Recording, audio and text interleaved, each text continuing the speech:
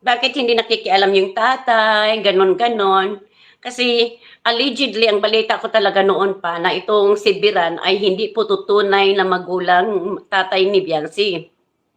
Balita ko lang po ito ha.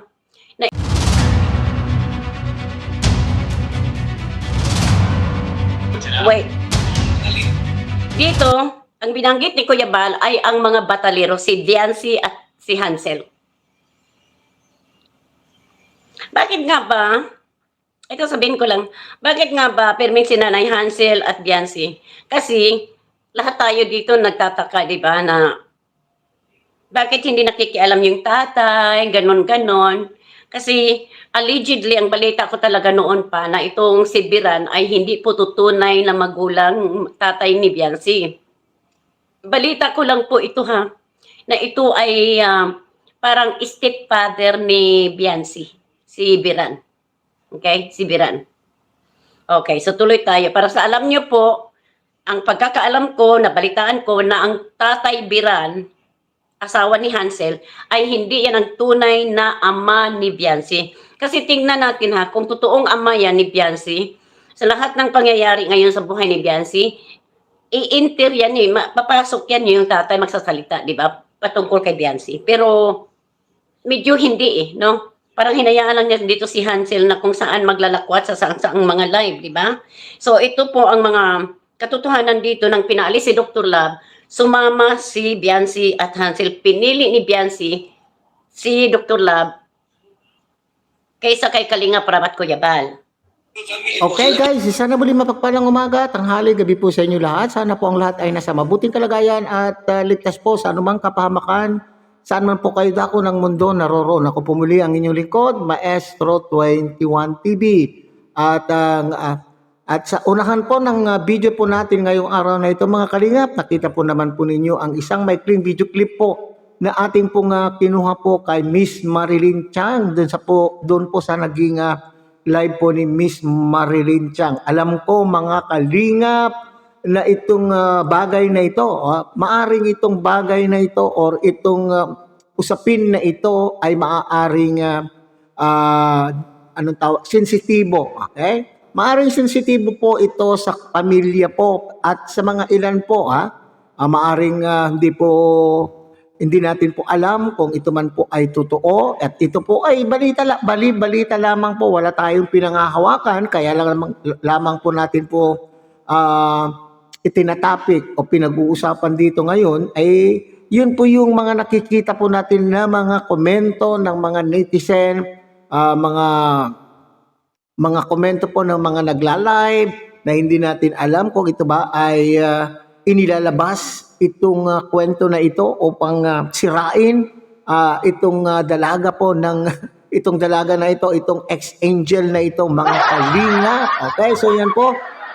Pagpapatuloy po natin yan na pag-uusapan mga kalinga, pero bago po yan ay suportahan po natin Kuya Bal Santos Matubang, Ate Edna Vlog, Kalinga Prab, at siyempre kung bagong dating lang po kayo, bagong silip lang po kayo sa ating munting channel, sana po ay inyo rin pong tangkilikin sa pamamagitan po ng pagbibigay nyo po ng like, share, and subscribe, at tuloy pindutin na rin po mga kalingap ang notification bell, at nang sa ganon tayo pa rin po ay magkita-kita at magsama-sama sa susunod pa pong mga reaction videos na ating gagawin. Likewise, mega love shout out sa ating mga kasamahan po dyan sa Karepa, Kalingap Reactor Partners, sa pamumuno po yan siyempre ng ating Presidente Javier De Leon aka Virador, at tangkilikin din po natin mga kalingap ang ating mga kalingap partners, kalingap charity vloggers, lalo na po yung mga nariyan po sa iba't ibang kalingap landing pad na mayroon po tayo sa ating bansa. Okay, so ipagpapatuloy po natin pag-usapan po itong video po na ating nakuha po kay Miss Marilyn Chang. Okay, para sa akin po mga kalingap ay wala naman pong problema. Okay, kung sila man po, kung totoo man po na sila po ay hindi mag-ama, wala pong problema kung ito po ay tinatanggap ni Tatay Biran, at the same time ay ipagpapasalamat po kung totoo, ipagpapasalamat po ni TQ na siya po ay tinayuang anak nitong si Tatay Biran. Okay. So ibig sabihin ba kung totoo itong usap-usapan na ito mga kalingap ay anak ba? Anak ba sa pagkadalaga itong si TQ? Anak ba sa pagkadalaga? Pero para bagang ang isa pang balita mga kalingap at ay itong si Tatay Biran din po ay mayroon din pong mga unang mga anak. May mga anak din po sa una at ito nga po yung mga sinasabing mga kuya po ni TQ, hindi po ba? At dito rin pala ay lumalabas na siya rin po ay anak sa una ni Nanay Hansel, di ba? Kaya nga, sabi ko personally, para sa akin ay walang masama. At ito ay pangalawang pagkakataon na po na lumabas po itong issue na itong mga kalingap. Na kung inyo pong matatandaan, naaalala, ay nagawan na rin po ito ng content noon. Itong si Kuya Bal, sa kanya pong naging live. At para bagang may ganitong kwento, mga kalingap. Okay, so sabi ko nga walang masama. Pero bakit sa ngayon na panahon na mainit na naman pong pinag-uusapan po ang pamilya, mainit na pinag-uusapan ang mga issue kung saan ang pamilyang ito ay palpak. Bakit ko po nasabing palpak? Pinag-uusapan po yung kapalpakan, yung mga maling desisyon po ng pamilya. Ano po yung isa? Halimbawa po nito, yung sila po ay sumanib. Okay, hindi natin din po alam ito mga kalingap, yung hindi din kumpirmado. Sila po ay umanib sa isang traitor din po mga kalingap, sa isang tao na hindi mapagkakatiwalaan at ito nga po kay Kapisot. At iniwan po itong si Dr. Love na sinasabi po nila noon na itong Dr. Love at itong si Red Sane lamang po ang mga nagmalasakit sa kanila noong panahon kasagsagan na sila po ay down na ipinaglaban po sila. So, para bagang lumabas na naman po yung salitang ungrateful. Lumabas na naman po yung pagka-ingrata ng pamilya. Di ba? So, para bagang saan ba ginagamit yung salitang ingrata? Nung una, hindi katakataka mga kalingap, nung una, itong naging ungrateful po sila sa kalingap dahil alam po naman po natin, baka usap-usapan pa rin po ng mga tagapagtanggol po nila na hindi dapat maging grateful itong pamilyang ito dahil pinagkakitaan naman daw po. Itong kalingap, di ba?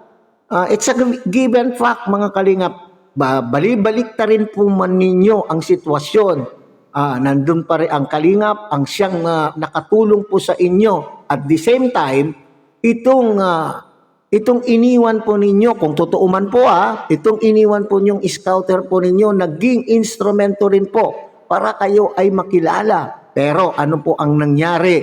Kayo po ay lumipat.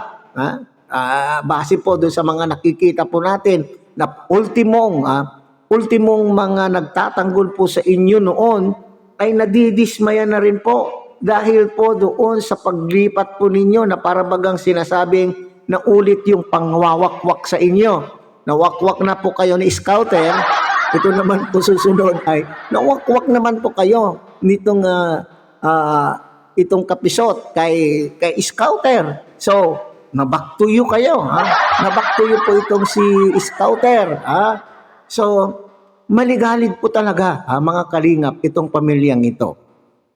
Kaya nga po, sinasabi po nila noon na mas pipiliin na po nila ang pagiging tahimik. Kaso nga lamang po, nagkaroon po ng channel. Yun po yung isang dahilan. At hindi naging stable yung kanila pong mga desisyon. Okay? Kagaya po niyan, nakikita po natin, gusto po nila ng katahimikan. Pero bakit itong nanay po ng pamilya ay nakikisali? Nakikipagbardagulan sa mga comment section. Makikita po natin sa mga comment section doon sa mga taong sinasabi po nila na siyang responsableng tumutulong po sa kanila upang kasuhan o upang pabagsakin ng kalingap. Okay, itong mga taong grupo daw po na ito na tumutulong, hindi lamang po kay sa Batalero family mga kalingap, kundi base po ito mga kalingap sa mga nababasa po natin, itong grupo na ito na sinasabi po nilang sila po yung tumutulong kay Kapisot upang lumaban po sa kalingap, di po ba? At ipagtanggol itong si TQ, okay, sa kalingap, kung ano man po ang kasalanan po ng kalingap po sa kanila mga kalingap, at ito yung sinasabi po nilang inabuso daw di umano ng kalingap itong si TQ. Okay, so kaya nga, ano kaya ang dahilan, sabi ko kanina mga kalingap, bakit inilabas po itong kwento na ito, na siya po ay hindi sila mag-ama, kinu-question na sila po ay hindi mag-ama. So ibig sabihin, ang layunin ba ito ay upang sirain din po itong si Tikyo o itong si Beyonce na ito, nang dahil po sa mga sinabi ko nga, mga isyong lumalabas. Okay. So, nako, mag-ingat-ingat po tayo. Alam ko, sensitibo ito. Okay. Hindi nagmula po sa akin ang kwento. Kaya nga po ako ay nagbigay. Kaya po tayo ay nagbigay po ng resibo na ang kwentong ito ay hindi nagmula po kay maestro. Hindi po gawa-gawa. Ngayon, kung tatanungin kung saan naman nagmula yung kwento na nasagap po ni Miss Marilyn Chang, si Miss Marilyn Chang po ang tanungin po natin mga kalingap kung saan po niya nakuha. Bagamat sinasabi din po ni Miss Marilyn Chang na nakita lang na din naman po niya at maraming lumalabas po na mga comments po mga kalingap. Okay? So sana kung totoo man o hindi, bahala na po sila mga kalingap, kasi sabi ko nga, personally, hindi naman po masama kung ito man po ay hindi tunay na mag-ama, at ang mahalaga po dyan mga kalingap ay pinangatawanan, tinayuan po siya ni Tatay Beran, at the same time ay tinanggap naman din po ni TQ bilang ama, wala sigurong masama. Kaya nga pinagtatakaan din daw po ng iba, kaya sinasabing hindi mag-ama, kasi bakit itong mga issue na kinakaharap po ng pamilya, bakit nanay lamang po daw ang napapansin po nilang nagtatanggol, hindi man lang po daw nagsasalita itong si Tatay Birao, o nananahimik lamang po itong si Tatay Biran. Okay, so hanggang dyan lang muna tayo mga kalingap. Muli tangkilikin po natin Kuya Bas Santos Matubang, Ate Edna Vlog, Kalingap Rab, at syempre sana po inyo rin pong tangkilikin ang munting channel na ito sa pamamagitan po ng pagbibigay niyo po ng like, share, and subscribe, at tuloy pindutin na rin po ang notification bell. At nang sa ganun tayo pa rin po ay magkita-kita at magsama-sama sa susunod pa pong mga reaction videos na ating gagawin. Muli, isang mapagpalang umaga, tanghali, gabi po sa inyo lahat. Mabuhay po kayo at God bless everyone.